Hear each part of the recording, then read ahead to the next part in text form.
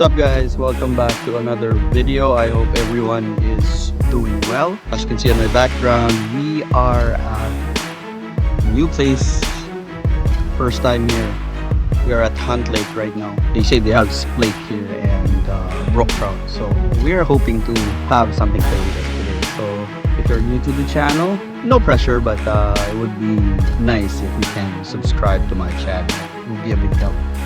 So see you out in the water.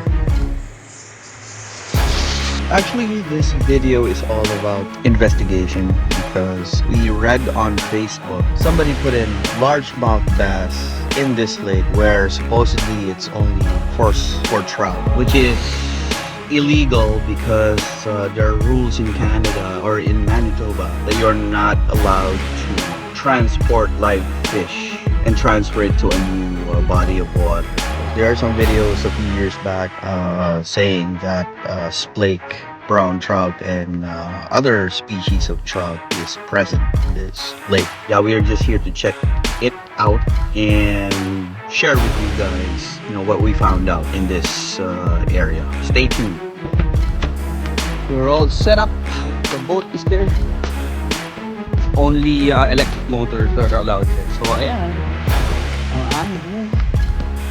Motor. The battery is inside here.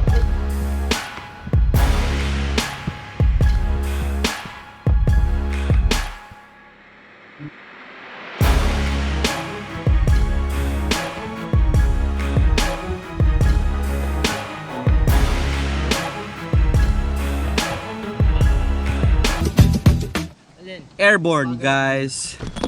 Yeah, my son. Ado sila Aidan sa kabila. Sila tita po. Hi! Ayun! Okay, let's get her on. Naka-set up ito. I'm using my ice fishing rod. 5.5. This is 10-pound fluoro with 6-pound leader, fluorocarbon leader. The usual setup that we're going to use is crappie setup because we just figured out that trout likes the crappie setup.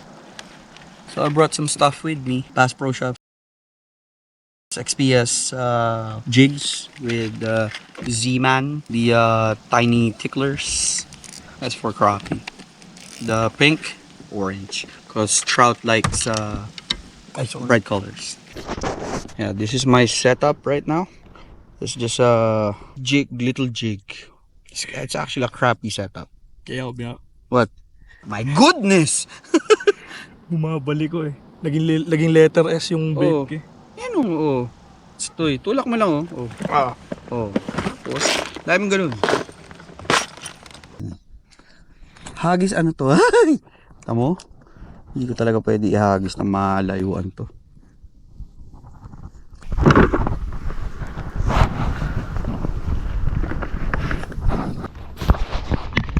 So, actually our first time here. Syempre, we heard that there's so many good species of fish here. But we're really hoping to catch. But look, oh. Yeah. Doon tayo. Hanap tayo na medyo mababaw.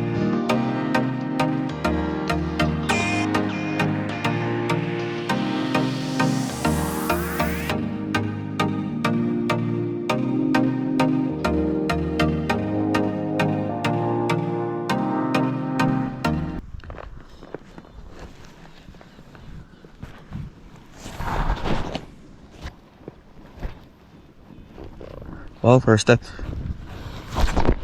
It's actually first time using this Next Save for open water. So I've always used this for ice fishing. So first time to today using this one. This is the Next Save 1000.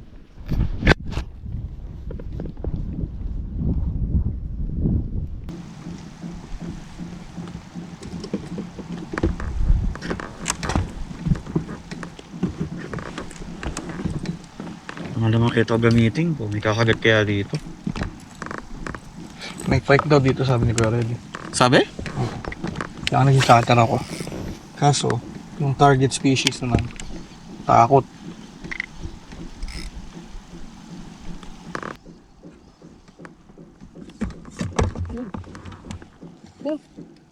Oh, I got something. Perch. First fish. Done. First fish. Oh, first fish, guys. Oh, meron sila kanina pala. Okay. Perch. It's a small perch. Smallest perch ever. Wow. Jerkbait. Wala nga, mo kinagat yung jerkbait. Oh, ay, halos ko. Kasi laki lang niya. Okay. Pwede mo ba ilip yan? Pwede ilip yan, no? Yeah, small perch. Oh. Not skunk, boys. Skunk Little is dead. perch. Wala nga, mo kinagat niya. Di ba? Release the kraken. Yes. Okay, bye-bye. Thank you for biting.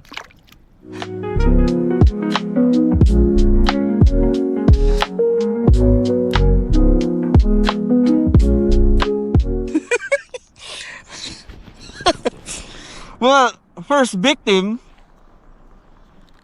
a small perch. But at least we know where there's fish, diba? One down, kill the skunk. But I hope their rumors are not true.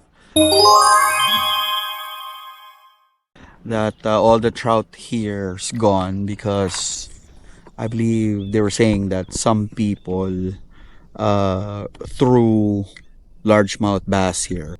I don't know. But so far we caught a small perch. Yeah, let's see. We only fished like for a few minutes, so hopefully. It's really a struggle kasi yeah, we don't know what to use yet. Let's see. Pabalik nga ito.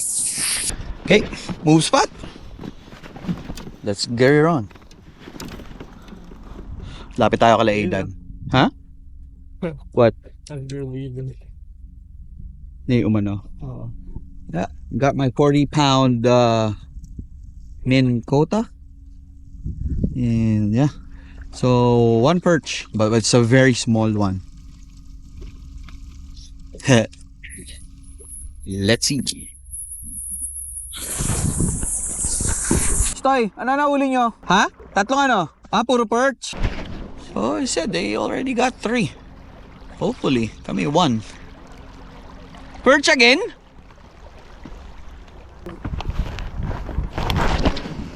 Ay. Come on, man.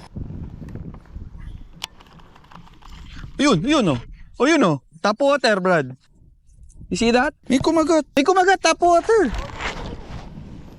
Oh, sige, tignan natin. Oh, siya.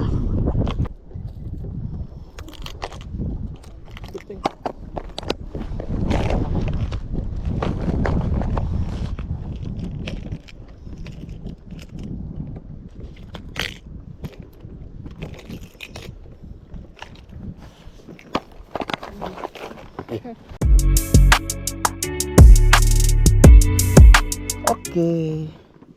Jerkbait.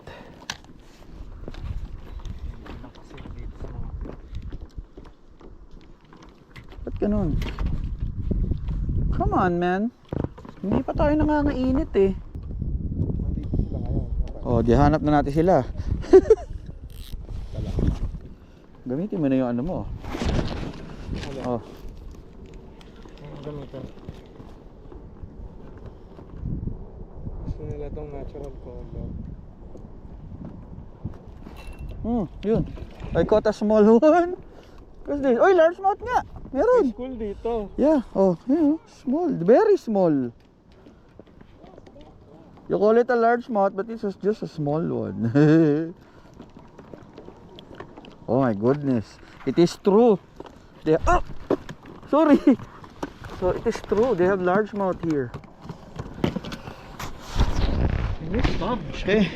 It's true, man. It's just confirmed. Look, it's a largie. Oh, you know. Oh, largie.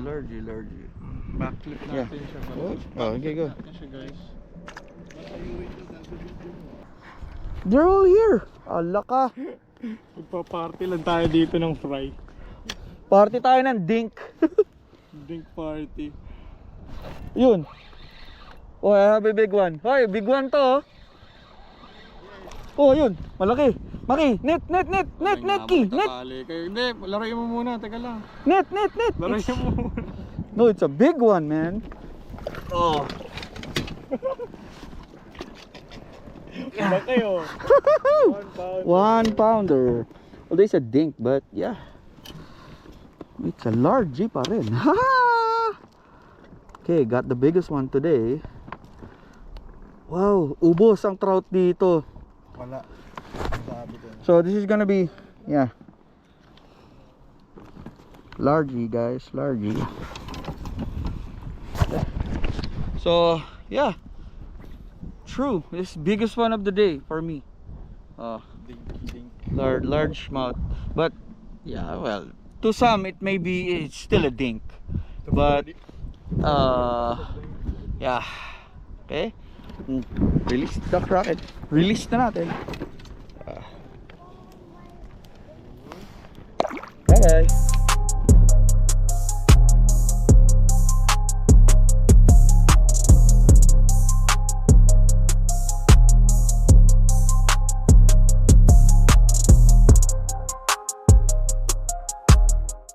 Dami nila dito. Sandali.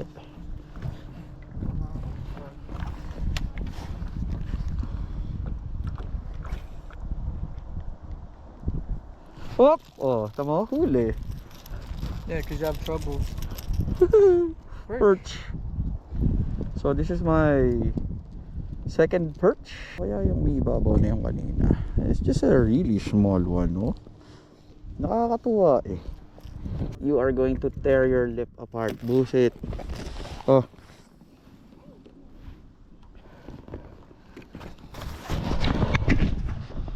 We found like a school. Andyan sila lahat sa baba. They're all underneath the boat. Ayun, ang dami nila. I don't know if you can see that. Water is so clear. Yeah. Okay. Perch.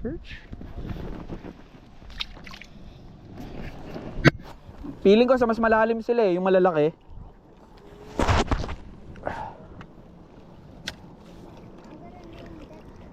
Ay, sorry guys. So, dadaan ako. Oh, kagaya niyan. Oh, 'di ba? Teka lang, wag mo na kayo malis. Oh, see? Andun sila sa malayo. Oh, 6-pound test, boys. 6-pound test. Maki, get the net. Ay, laki nyo. It's at the back. Doon mo nilagay. Oh, ikaw magnet. Ho? Yes. Teka lang. Nakalimutan ko treble nga pala.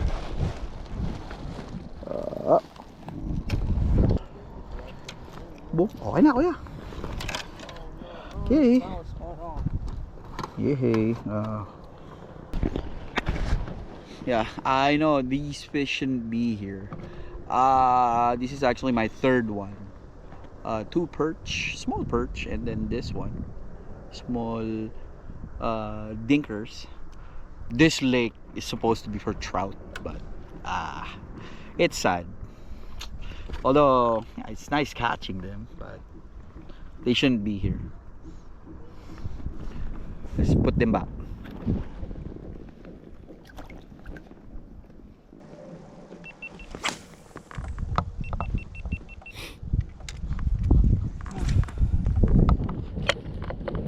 Oh, yun na naman. Kakabagsak lang, oh. The moment, oh, yun, oh. Ah, nandyan sila. Nandyan sila sa may ano, yung malalaki. Nandun sila. Yeah, nandun sila. He's hooked pretty good, oh. Wait, wala akong battery. Pucha naman, oh. Oh, come on, man. Ito makakagalaw pa siya.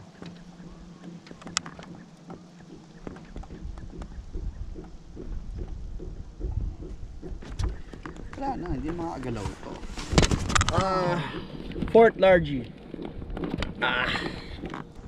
So, it's my 4th largemouth.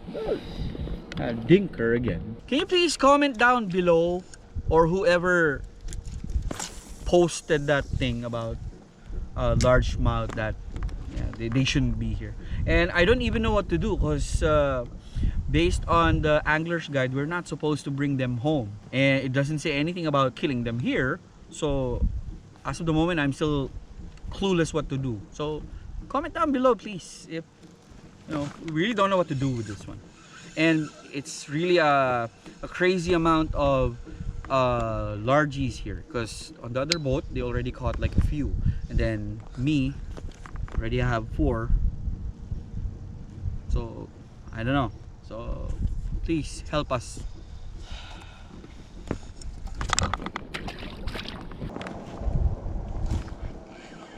Yun, gawan. Uy, laki na ito. Oh, gawan? Oh, di ba? Yun, nice. Hey, first fish for kuya. Walang anima lang. Yun, malaki. Nice, kuya.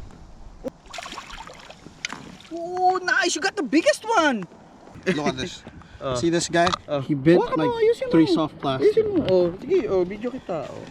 Oh. See? 3 soft plastic wasted. I should kill this guy right now. But you know what? I respect the bass. Oh, syempre. You know what? Thank you, bro. Kain na na. Oh, baka. Nasaan na lang. Oh, kunin ko na. Pagkain na na.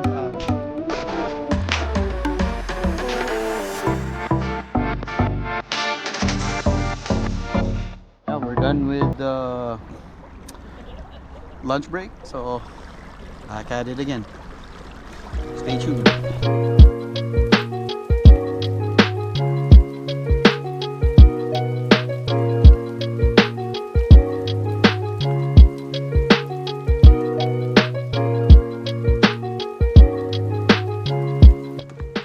Ilang feet ba tayo? Ba't namamatay? Oh, alam. Ano nangyari dyan? Namamatay.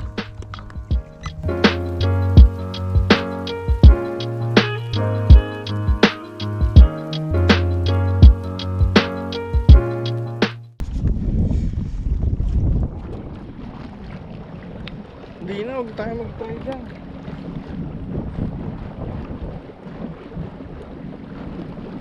Wala naman eh. Kung meron yun, hinabol na sana yung... Ano? Oh, dami silang tataguan dito. You are at 14. Pwede dito. Oh, sige, testing mo na. Baba mo na, dali. Baba mo na. You are so close. My man. There you go. Yee. Yan natin, kung meron. Pag meron, edi meron. Pag wala, edi wala. Toink.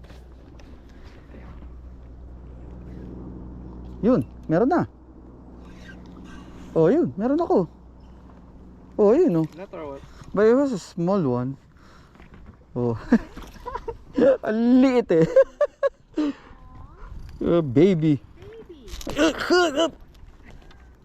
Yeah. Don't be. Baby.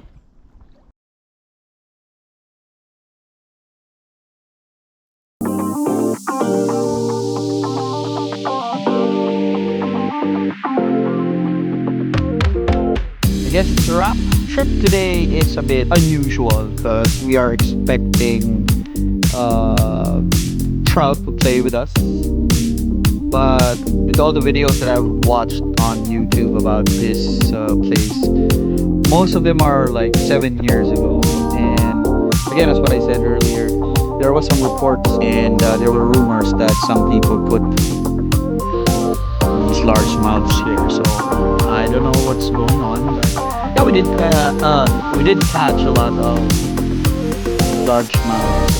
Yeah, we had earlier we played with some perch, a lot.